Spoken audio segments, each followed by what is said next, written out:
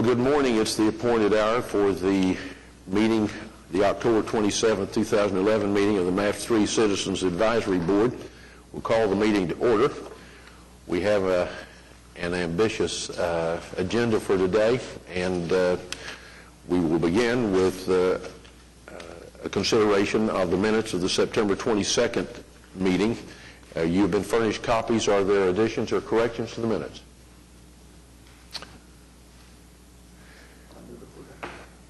It's been moved that we approve the minutes. Is there a second? It's been moved and seconded. Further discussion? All in favor, say aye. Aye. Against? They are approved.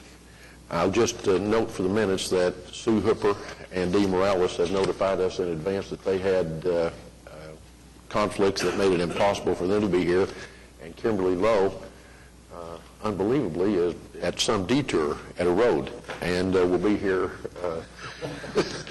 Can any of us imagine that? We have a detour in town somewhere? But she is on her way, and she'll be joining us in a few minutes.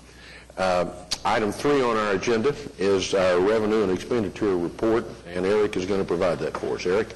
Thank you, Mr. Chairman. We actually have 2 reports for your consideration today. It's the July 31st and the August 31st reports for 2011. I think we mentioned last month, as we do year-end closes each year, which our fiscal year ends on June 30, it does take some extra time as we do those final reports, and so that's the reason for having 2 of those today. I'll make note of the most recent, which is the August 31st. You'll notice for the month, significant amount of expenditures exceeding $449,000. You'll see that there's about 4.2 expended total, and there's about $120 million that's been collected to date. And with that, I can answer any questions that you might have. Eric, is there a way that we could see since inception where we are in terms, not the expenses so much, because I know they're going to be all over the place depending on these projects, but looking at the income, I think from time to time we've talked about we're ahead of projections. Is there a way that we could have a standing kind of just a year-to-date, or not year-to-date, inception to date, and kind of what we budgeted? Do we budget certain months' revenue for obvious reasons higher than other months? And is that already done? I'm not asking for any extra work, of course. So what we have is an internal working document that's really more of a staff document, is what we call cash flow. And the cash flow has some projections on things like architectural contracts and construction expenditure. But it's updated regularly, obviously, as expenditures go out. So that is something that we have information for. It's quite detailed. I would be a little hesitant to just provide it as a public document. And that's not what I'm asking. I guess I'm asking is, how many months, where are we, a year and a half? How far are we into the MAP3 sales tax? We're approximately a year and a half into the sales tax since it began a year ago, April. Right. So I guess what I'm saying is what I'd like to see is, if possible, where we have projected that our sales tax revenue is and where it actually is year to date, to see if we're ahead, to see if we're behind, just in terms of that'd be difficult to come up with. Well, and I could report that monthly, and I can tell you that we're just slightly above target. We're not immensely above, but I mean we have received some very good collections to date, and so things are good and things are positive. But could we have that number just included in kind of the report on a monthly basis? Let me work on that and get that to you for next month. And then the second, Michael, would a percentage be what you're wanting? yeah, that would work. That would work. 17% time-wise into the system. You want to know if we're 17% of collections have happened? Yes, you see what I'm saying, Councilman. I'm just trying to get a sense of where we are, if we're above, if we're behind. I'm really interested in knowing, because I know it can fluctuate, but it would be interesting to me to see from month to month if we catch up, if we're behind, if we're always ahead. Does that make sense? I think it does, and let me work on the format for that, because we do update those projections periodically also. So what might be a projection this year might have a different value next year, because as next year's projections are calculated, and percentage will change. And that's exactly what I'm talking about. That'd be interesting to look at. Thank you. You're welcome. I have been, Michael, I've been tracking the amount budgeted. I mean, doesn't have any projections going forward, but that's reported in the city manager's report as to what the budgeted collections were each month against what they are. And I think every month has been over the projection or over the budget on it. But I do have a spreadsheet that has that information on it. Any other questions about the revenue and expenditure report? If not, then let's move to item 4 on our agenda. It's a presentation of the MAPS 3 project requirements. A familiar face, Mike Mize, and a friendly face. Mike Mize is here to present that. Welcome, Mike. Thank you, Chairman McDaniel. Board members, Mr. Wenger, happy to be here. Our presentation today is about project requirements. There will be a project requirements document prepared for each of the projects. We actually have presented drafts of some of the project requirements to some of the subcommittees this week, and I'll let you know which ones those are. The members of those committees obviously already know. But the nature and the purpose of the project requirements documents is to provide essentially a guideline or roadmap for architects and engineers to follow in the preparation of construction documents and specifications. We work with the subcommittees, with our consultants, with other information that's publicly available to help to try to identify what the scope of the work needs to be and what the major components of each project are, provide some general descriptions of what finishes, the level of finishes, the quality of finishes, and some of the types of construction so that they're consistent with the budget that we have. As I said, they're currently in various stages of completion depending on the individual project. As I said, we do this by having meetings not only with the subcommittees, but with outside consultants and other members as well. Some of the components that go into the project requirements include a general scope of work, some concept floor plans if in fact it's a building. In the case of sidewalks and trails, what we've done is utilize specifications that come directly from the Public Works Department at Oklahoma City to make sure that whatever is done meets the city's current requirements. But we also, in the case of buildings, will look at what the health and wellness centers, for example, which we provided to Michael Dover's subcommittee yesterday, has some what we refer to as bubble diagrams, which show possible adjacencies and how different portions of and different components of that kind of a building will work with each other and how they should be related to each other in terms of where they are in the building.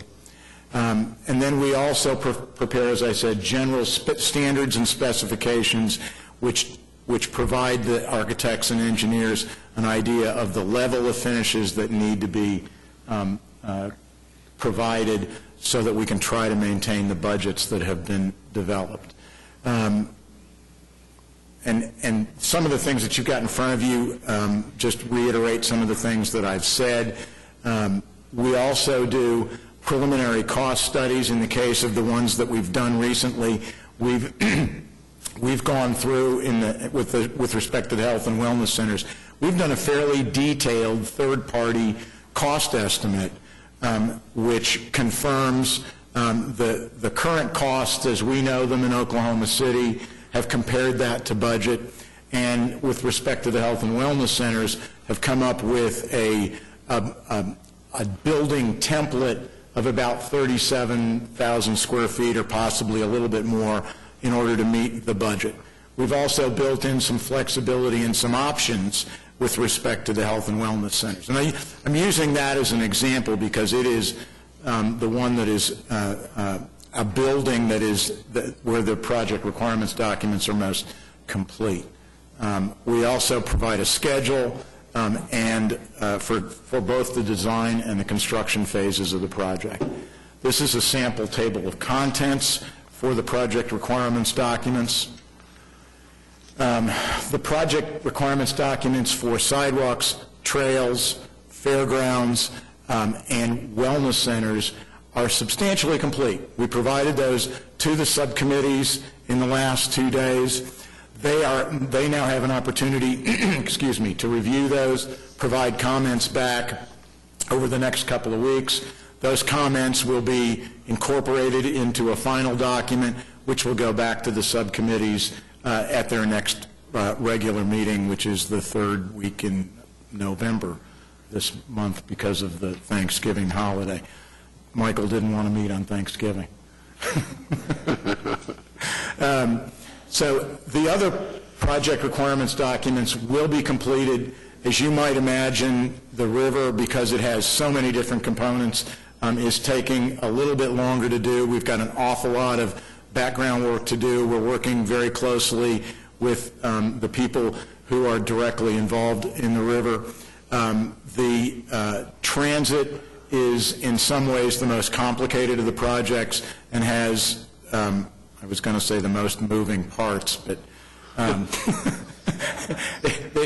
a sense that's true. So we continue to work on those, we'll continue to work on those, and as we make progress, we'll advise not only the subcommittees, but the advisory board as well. That really is the end of our presentation. I'm more than happy to take questions or comments, if there are any. Just a couple of items, just so that we're clear on what the project requirements provide. You know, we have the implementation plan that generally sets the budget and the scope and the timeline for the projects, but the project requirements have the details individually by project that we're going to actually be providing to the future consultants. So this allows us to get a step ahead of the information that's going to be needed as they seek to find the work and then again submit the fee and understand exactly what it is that we want them to do as a part of MAPS 3. And so the details that Mike mentioned, you know, we're going to have all the components of the river, we'll have the components of wellness and the various projects back for your review, and so this is a work in progress, and we appreciate that. And we'll provide those within the time frame that's been approved by this board and by City Council that's part of the implementation plan. And one of the things you'll notice is that some of the project requirements documents are not very thick, and then there's, Mike Dover yesterday was commenting on the fact that when you folks received your initial 3-ring binder, the Wellness Center tab had absolutely nothing behind it. We're trying to make up for that. They right now have the thickest set of project requirements. That's a commendable goal. Are these documents strictly intended for the bidders and contractors, or is this going to be a public document, or is it going to be circulated to the subcommittees? What's the intent there? No, it's a public document that's going to be the details of the individual projects. So it's for subcommittee, it's for public, it's something that we would put up on the website for MAPS 3. So if you wanted more information about a project, you could find that. You know, obviously what we've had to date is just some basic components of projects, but if you want to really find out what the inner workings are of a wellness center, since we're moving quite quickly along with that one, you could pick up this document without having to research a lot of various sources and find out exactly what's going on in MAPS 3. So you'll see a more detailed, you'll see the budget broken down in there, you'll see a timeline included in there, but a much more detailed scope than was even provided in the implementation plan. And just one more clarification about the project requirements for the wellness centers. Because we anticipate 4 of them, what we've done is create what is really kind of a template for the wellness centers. The project requirements that we've prepared for the wellness centers you'll probably not see a wellness center that looks exactly like that set of project requirements anticipates, because it'll depend a lot on the operating partner that's chosen and the neighborhood that's selected for that first wellness center. They will all have different needs, but because of the way we've developed the project requirements for the wellness centers, we think those needs can be accommodated within the general scope of those project requirements. Other questions or comments? Mike, thank you for the report. We appreciate it. Thank you. Item 5 on our agenda is a recommended resolution dealing with our consultant services contract. Eric, you want to explain this? We actually have an item that was before you in August, and as most of you know, we amended the ADG contract for program consultant services to extend into the next year. There was a Scrivener's error that was included in the item that was brought before you. There was a $50,000 error in what was shown in the paragraph 14.1 compensation the same value was not accurately reflected also in the scope of work. And so this Amendment 2 simply makes that correction, places the proper amounts in both exhibits, and we're requesting your recommendation for approval to forward this to City Council. Are there questions or comments? Well, as you consider this, I wanted to just make this one comment.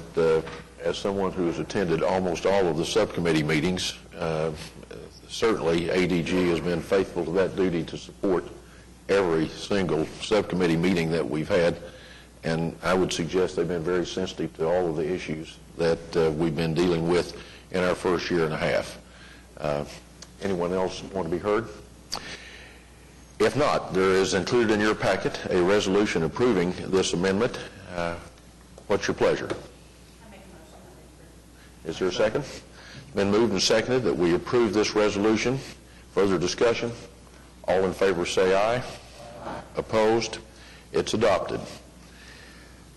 Item number 6, a resolution approving the MAV3 Senior Health and Wellness scope of work. Eric, you're going to describe this for us? Yes, I'd be happy to. Thank you. We have before you the final report for the work that was undertaken several months ago by Architects in Partnership to help us better understand the scope of work for the Senior Health and Wellness Centers. They've recently wrapped up their report. We have some backup reports that are in addition to this that are in the office. They were completing the tasks 1 and 2 over the past several months with the subcommittee. Task 1 reviewed the goals and objectives. They looked at other wellness centers across the United States, came up with a lot of the programmatic items that we thought would work well in Oklahoma City. Task 2 generally recommended the spaces and the building programs, and you'll find the details of that in this report. So a lot of the information that you see today is being used by ADG to further confirm the budgets, also being able to include this type of information in the project requirements after doing a detailed study. But with that, I'd like to invite Wayne Corvell up. We weren't, unfortunately, we weren't able to have AIP attend this morning, but I wanted Wayne to provide just a little more detail to the report and some of the background to the item. Thank you, Eric. Just as a quick review, I think each one of you have a copy of the report before you. As Eric mentioned, this is kind of a conclusion of what's been occurring over the last several months. On page 2, it's kind of a summary of what the facilities are about. It says these senior centers will provide facilities for a physically active 50-year-old, a 90-year-old who has slowed down, and everyone in between. Many of us kind of fall in one of those categories. So that's kind of a start. If you look in tab 2, I'll just quickly give you some information. It breaks down, as Mike Mize mentioned even in their report. This report kind of breaks it down into detail on each one. On page 5, right behind that tab, you have a project summary, and it just has the recommended programs. Part of the process going through with the subcommittee was to identify the things that were priorities to them. If you look through, and if you look on the next page, which is page 6, this is just a general format of how they went through the report. This is just a general building program. And if you notice, there's certain items that are shaded in green. What they've done here is they've listed all the items that were brought out in the subcommittee, but the items in green were the items that were priorities to the subcommittee. So you'll see those as a green item that highlights it's in the program, it's in the total square footage, and it's also included in the total cost. And then if you notice, each one of those areas have approximate square foot for that. So that's kind of true of each one of the programs as they go through. You go through the general and then the fitness. And then if you notice on page 19 of the report,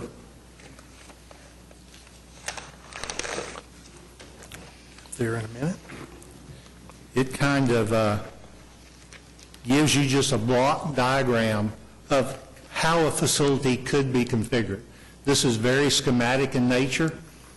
And as Mike also mentioned, as we go through this process, this report and everything we're doing is just setting the basics for what will be included. As we develop partners, a lot of this could be rearranged, could be changed, but what this does is just kind of sets the ideal of what could be in these facilities. And again, this just gives you a building, very schematic block diagram indicating some of the areas that could be used in there.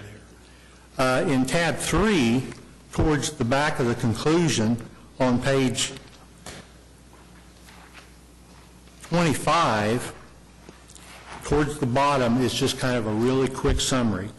Basically, the facilities are scheduled for 39,200 square feet, approximately 180 to 200 parking spaces, 4.3 acres, and that total acreage allows for some activity on the outside of the facility. Maybe it's just a little walking path, some garden areas, but it also allows for some future expansion.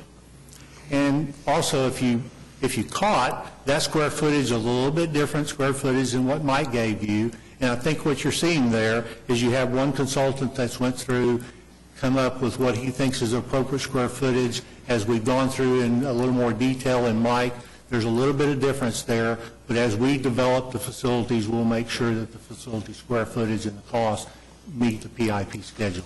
And with that, I'd be glad to answer any questions that you might have. I wanted to ask Mike Dover, the chairman of that committee, if he had any comments or anything that he thinks we should consider. Just a couple. Thank you, Tom. As Mike mentioned and Wayne, we really have come a long way. We like to think that we've come a lot farther than the fairgrounds folks because we worked a lot harder. But that's why there's a lot in that. But having said that, what I'm excited about is the RFP, that is the request for proposals, that will hopefully identify numerous potential institutional partners, is going to be let soon. And I expect and hope that by the end of the year, we'll have an idea of who that institutional partner for this first wellness center might be. I want to reiterate what Wayne said as well, and I think this is so important, and we really want this message out to folks in the community who are looking at possibly having an interest in being a partner, and that is, of course, the operating costs for these wellness centers are going to be taken up by that partner, and so until we know who that partner might be, we won't have an idea of what their thoughts are as to why this wellness center might meet their mission. An example might be an educational institution who might be interested, as opposed to a medical institution who might be interested. We can assume that there would be some different reasons. And so we are really anxious to learn about this first go-around, who might be interested in this first wellness center. I think the intent all along, assuming that the partners are out there, is that these would not be cookie-cutter wellness centers, that they would all be unique in their own way, so that wherever you might live in the community, if there's a particular event or service or a program in one wellness center that might even be on the other part of town, it gives you an incentive to kind of go to that one as opposed to because it may not be in your own area. And I know that's all down the road, but I'm just, again, real excited to know that we have come a long way. And with the support of Councilman McAtee and then Councilman Mars and staff support, I think that's an encouragement of those kinds of folks. And Wayne and Eric, that's why we are where we are. And we're looking forward to the near future and hope to have a wellness center sometime in 2014. Okay, let me guess. Rusty, do you have a question or a comment? I have a retort. No, really, I did have a question for you, Michael, before you attacked the fairgrounds, but we're right behind you. I was curious, and you mentioned these facilities maybe being unique. It seems to me now they're all identical, but this is probably surely just a plan. What's the chance, do you think, these will start to change and some will not just be unique, but cost-wise they'll be different and some will have different things? I saw where lap pool, I think it is too big, too costly, and so we've dropped down to therapy. And it said here, to support additional reductions, design team, reductions are made across the board to spaces. Is it possible that some of them you will end up doing different things? You do a lap pool at one and no pool at all on another? Or is the subcommittee, and as part of this, is the proposal that they all be identical and they all have exactly the same things? Let me respond, if I may. I mean, obviously, there's the need to establish a program just to at least confirm the budgets And as Wayne mentioned, it's a starting point so that we can begin with an architect. But the biggest difference is going to be as we select partners. And we have recently issued the partner RFP.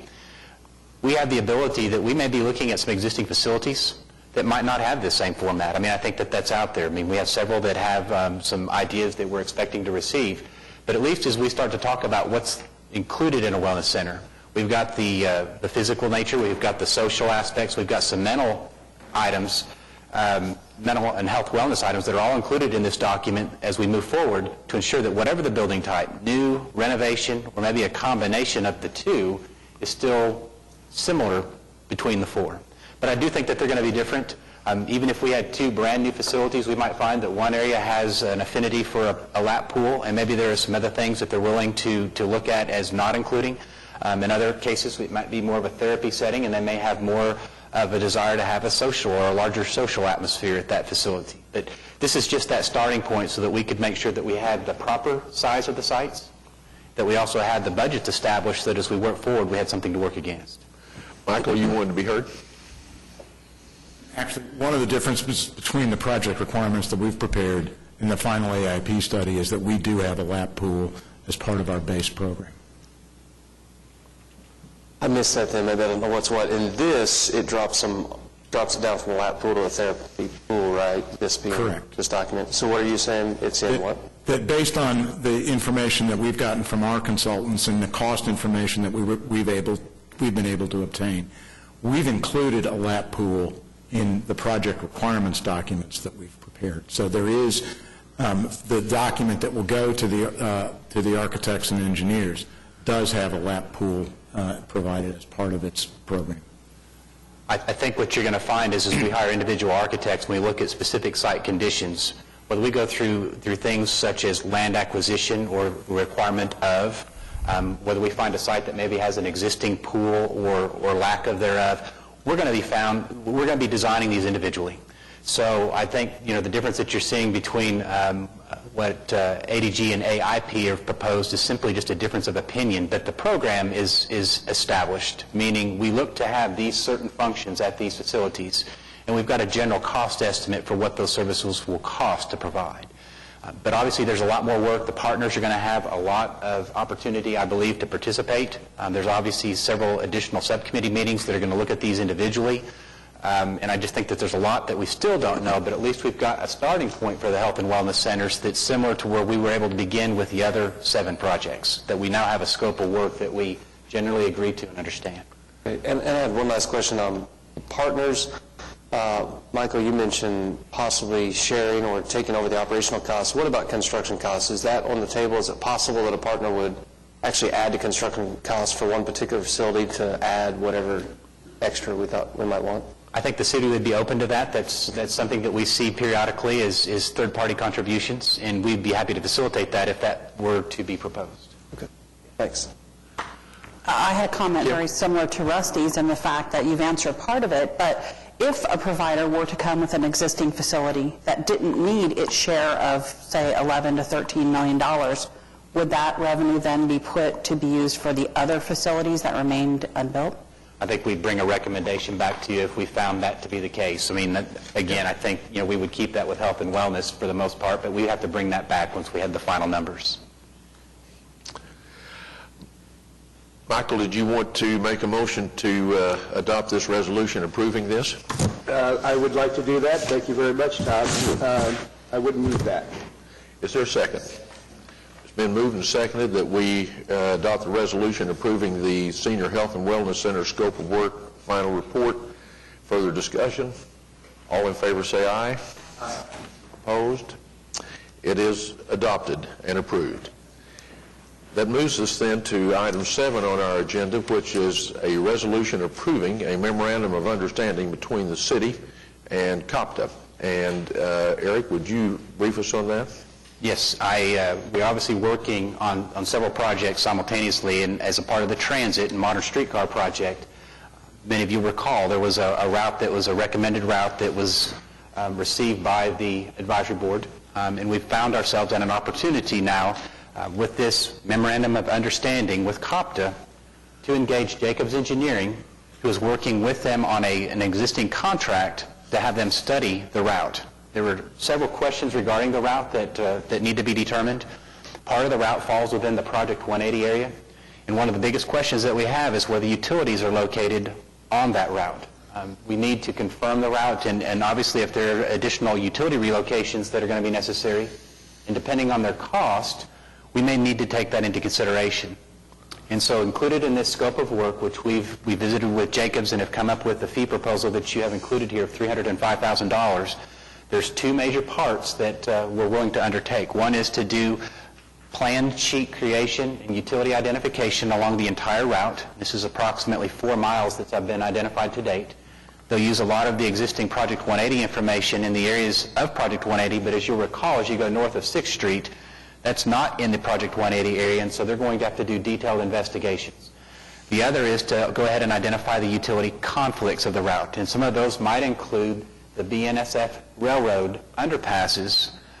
We've had some questions come up in our subcommittee meeting whether we can make those east-west connections into Bricktown as a possible future expansion of the route, and those are also included in this study. So the route has been recommended, but there's engineering that needs to be performed, and this is an opportunity for us to engage some existing services with a consultant that has familiarity already about our route under an existing COPTA contract. And so that's what this item provides for. Nathaniel, you have a comment about this? I'll just say that this helps provide continuity from kind of the alternative analysis process into what we're doing. And so this is something the subcommittee has been discussing for a few months, and that is to continue that study until we can actually move on with the step of determining engineering and environmental concerns so we can get on down the road with having a firm route and towards land acquisition and what we need to do there. Any other questions or comments? Nathaniel, do you want to move the approval of this resolution? I do. I'll move to approve this MOU. Is there a second? Zane has seconded it. Further discussion? All in favor say aye. Opposed, no. The resolution is approved. Item 8. This is headed a discussion action item on the MAPS 3 program with a couple of subtitles. Eric, are you going to review this for us? I will be happy to. There are two items for your consideration today. One is the Whitewater Park site selection and also the final plans for the River Race Course lighting that we wanted to include for discussion action. Regarding the Whitewater Park site selection, I might defer, but as we introduce this, there's been questions about the location or the siting of the Whitewater Park and opportunities that may exist to look at several locations. I think over the past couple of months of subcommittee meetings, staff has heard a general consensus that the area currently identified as the Boathouse District be the site of the Whitewater Course. There's a continuity, there is a lot of activity that's in that area. There have been some suggestions in other master plans that would be the site of that location. But with that said, there was an action taken by the River Subcommittee that be the recommended site, subject to making sure that it actually fits. And so we have asked ADG to look at those opportunities in the area of the Boathouse District to ensure that we can actually fit all of the needs of the Whitewater Park within that area. So the recommendation has been made, and I believe today really it's more of an informative process to you to let you know that that's what the subcommittee's desires are. We need to allow ADG some additional time to confirm some of the architecture and some of the engineering of that selection, and then we'd be prepared to bring back such a recommendation, I believe, next month. Michael Adams, you have comments? I think that accurately describes what we did. I think ADG is also going to look at possible utility locations and things that might be involved in that site to kind of get some estimate of the cost maybe to build in that location as well. And other ancillary parking and all the things that will go with the actual construction in that area. I think that was one of the overriding factors in choosing this area is because there is already going to be parking in the area. There's already going to be some concessions in the area, things like that it would make sense if we could to try to locate it adjoining those other areas because there's some commonality of use and shared facilities and things that would be there as opposed to locating it somewhere else in the river that we'd have to build a community center or a what I can't think of the term, but we use, a meeting facility and some parking and a lot of other things. So some of that will be already available at the boathouse area. And then the other part of the discussion was that there are other river opportunities up and down the river corridor, some vacant land that might be able to house such a whitewater facility. And so there were some questions that had been raised whether or not there should be some consideration taken towards some of these other sites, whether those would be catalysts for future development, whether it would be some things where you could identify some additional features along the river, to just support some new construction. But, after a lengthy discussion, I think it comes back to what I initially stated, is that there's a lot of synergy that's happening in that boathouse district, and definitely from that subcommittee's point of view, and as they represent the stakeholders in that community, they've made that recommendation. Yes. I guess, again, subject to ADG completing a study. So I think we can bring back more information next month. All right, for Zane? Just for my own clarification, this is on the north side of the river there with the boat? Yes. It is. So if you recall the River Master Plan, there's a series of boathouses that are planned, and we've got several of those in place. But just east of the boathouse areas is vacant property. It's also known as Walnut Grove. It's the old Walnut Grove residential that's been cleared. There's been some parking built on portions of it, but there's still available land for future development. So we're particularly looking at that part. It's all west of I-35, but east or generally northeast of the boathouse district, but just north of the river. There's actually still some homes down There are. I just have 2 points to make. I love the fact that we're looking at existing areas so that services can be shared. I think the more that we grow and expand and are doing that, we're not duplicating services and making more parking lots. The other thing that I would hope that we're looking at too is, in considering the site selection for the Whitewater Park, is operational costs, so that eventually we're trying to not only build the best whitewater facility that we can, but also one that becomes affordable to a great portion of the public of Oklahoma City. I'd like to just add this comment. There are many representatives of the Boathouse District, but we are fortunate that the chairman of the River Trust Authority, Ron Norrie, serves on that river committee as well, and I think he's certainly providing a view of the whole river in addition to the whitewater facility. So I think that subcommittee is well positioned to bring back a recommendation that will be thoughtful and one that we will be able to support. Okay, next item is race course lighting. Not race horse lighting, but race course lighting. Yeah, okay, got it. This was also an item that was discussed at length at the subcommittee meeting this week, and there's been some additional input received by the subcommittee that's going to require some additional time before a recommendation can be made, so no action is required on this item as well. There's been some discussion about the lighting levels that were proposed at the preliminary report. If you recall, there was a base lighting level of 20-foot candles that was advised with a 40-foot candle option.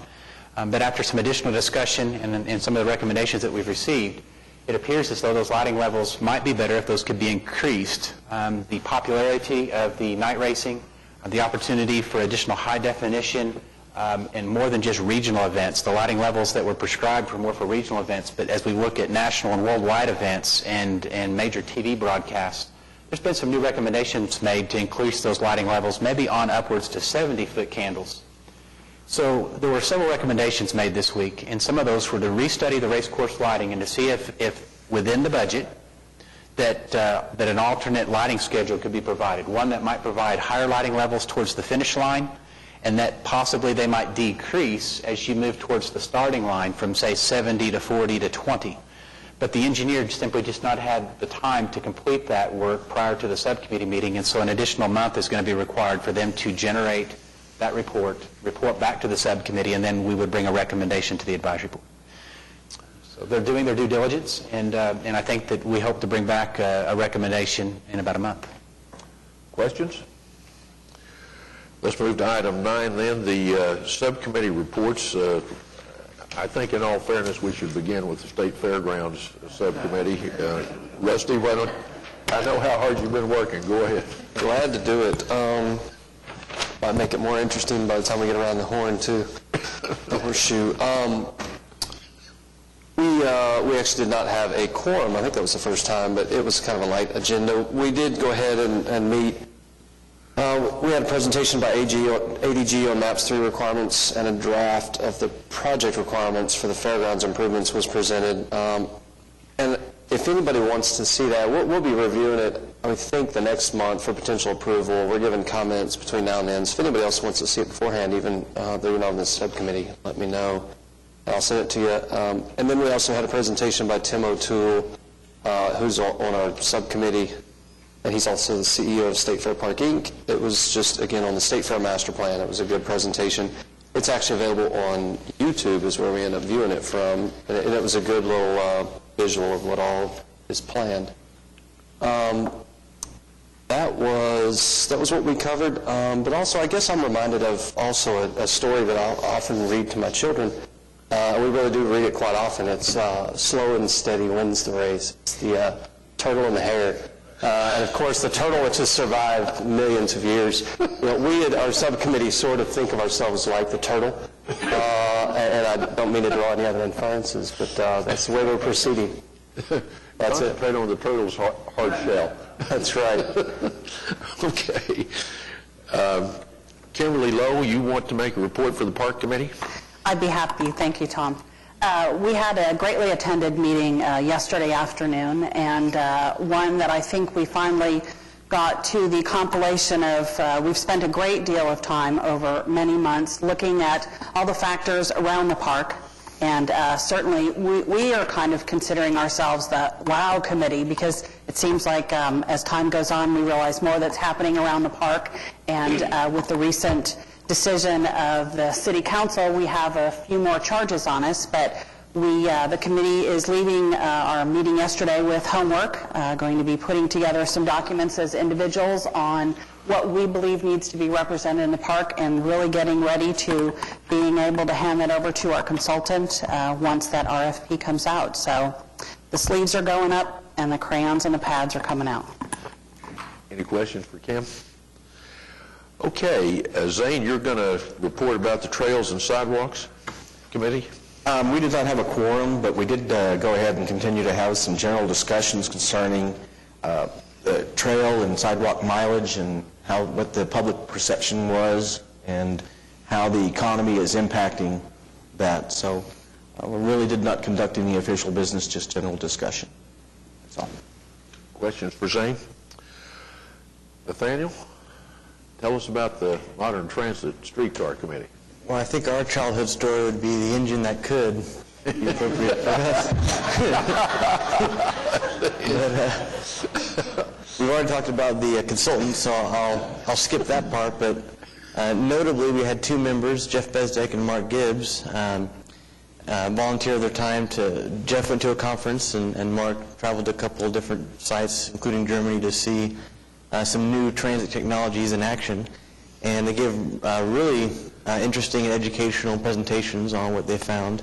And some of the things that struck me was that essentially nowadays all of the numerous streetcar providers, they're able to provide good wireless solutions. So whether we want to have totally wireless or just wireless in places where it's logistically required, they all can provide very favorable solutions that have minimal impact. You don't have to dig terribly deep into the earth.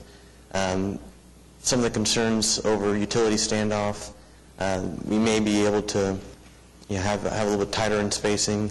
At least it's worth looking into that we may not have to have as much utility standoff. And then just seeing some of this technology in action, was able to kind of give us some assurance and that we might be able to adopt some of these locally.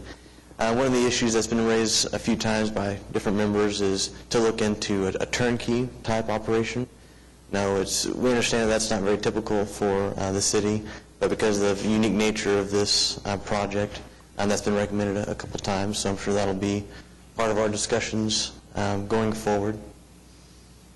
We also discussed some of the bridge issues with the new boulevard and the I-40, how that's going to how that will play into our plans and the hub study. So we've seen some conceptual drawings of this Santa Fe hub, what it might look like, and some of the requirements as far as how many tracks and the type of volumes that we might be expecting.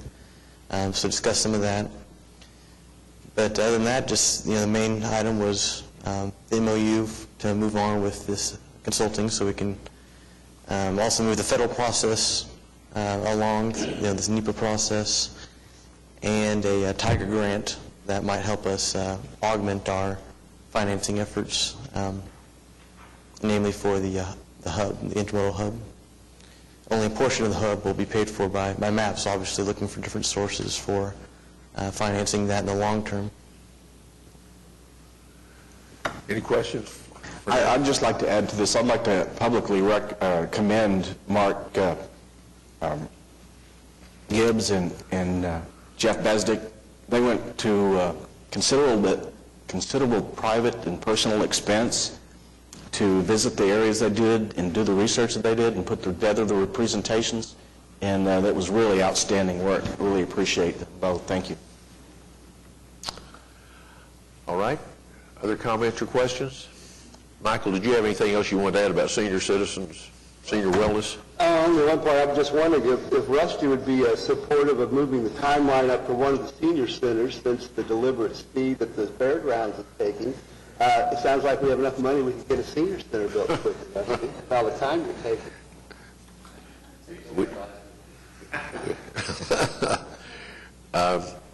Michael Adams, anything else about the river? No, I think we pretty much covered the major items. We had the presentation from Garver on the lighting and the various options and modifications, some of the changes they were looking at, and put that back on the staff, I guess, to try to sort through some of those and come up with some recommendations for us. And then also we discussed at length the recommended location for the Whitewater Center. So I think that was the two main things we covered.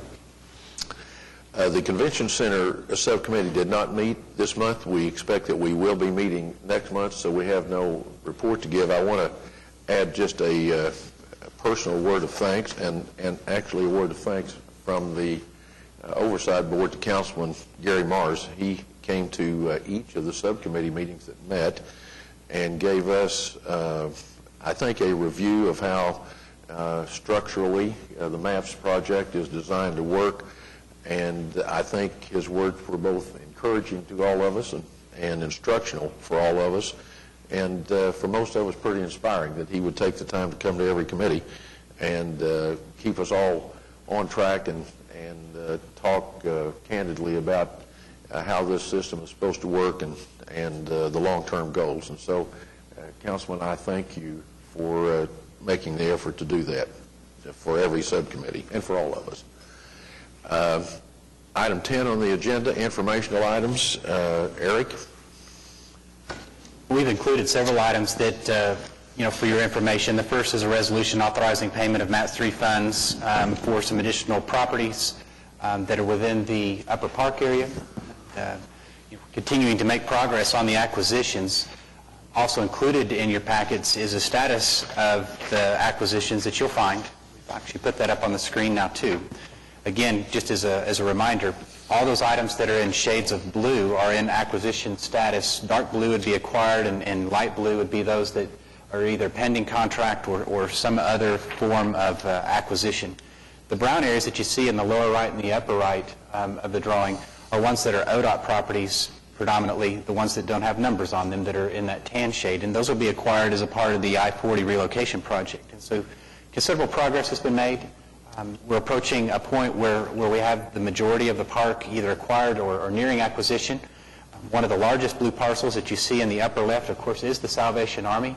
There's been some recent movement on those, and that I think that we can expect, again, to see the upper park area filled with blue in the next several months. So with that, I can answer any questions on those two items. The last item that's included in your informational packet is as a notice that we are preparing to issue for Senior Health Wellness Center architectural services. And so this would be the companion item to the partner RFP. It's been our goal to make sure that we have the architect on board at the same time that we have the partner underway, so that those will be simultaneous processes. And so all three of those items are in your packet today.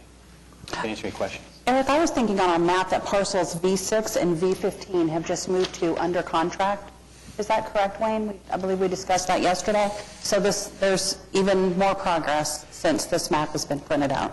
And things are changing rapidly. Obviously, this map was produced on October 17th, and so there's going to be progress made on those, and status is updated, and we'll continue to update that monthly for you. Any questions for Eric about the informational items in our packet? If not, let's move to item 11. Eric, you're going to give us an update on the overall program? I think if you'll look at each of the projects, and if you were to open up your implementation plan and look at that original timeline, you'll see that we're at the stage of there's something happening on every project. And if we were to work through that on trails and sidewalks, AE services for the first phase of those projects is underway. We have interviews that are being scheduled in less than a month to get those first consultants designing trails and sidewalks. On Wellness Center, the partner RFP has been issued.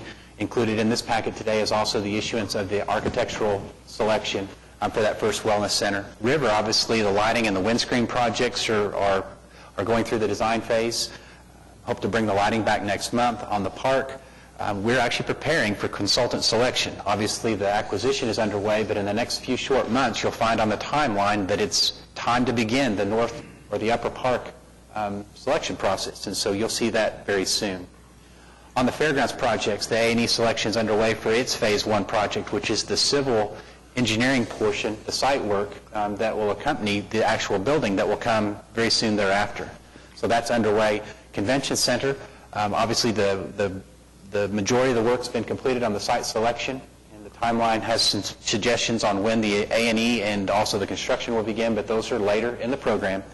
And then transit, we're in the middle of, obviously, the investigation and the study of our route, and that was part of the items that were included today as well, to start doing some utility investigations. Some of the other items that I anticipate that you'll be seeing in the coming months are potentially some items for the power system selection, the car types, some of the other recommendations that are going to be coming in the next year. A lot of the transit items are being based on, of course, the alternatives analysis, and as Nathaniel mentioned, there's also some applications for federal grants that are already being submitted by the city to help better our position with usage of our MAPS 3 funds for additional work, and so those are all active items. Really, all the projects are underway at some level, and I think as we go into the next several months, we're going to have many more consulting reports coming before the advisory board and the subcommittees presenting items for your consideration.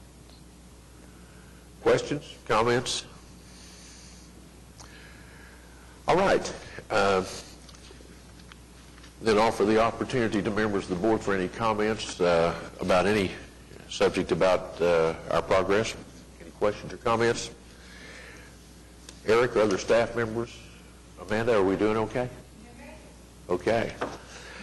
Also want to offer the opportunity for citizens that want to appear before the Oversight Board. This is your opportunity. Are there citizens that want to be heard? If not, then that completes our agenda for the day. Would someone like to move adjournment? Is there a second? All in favor say aye.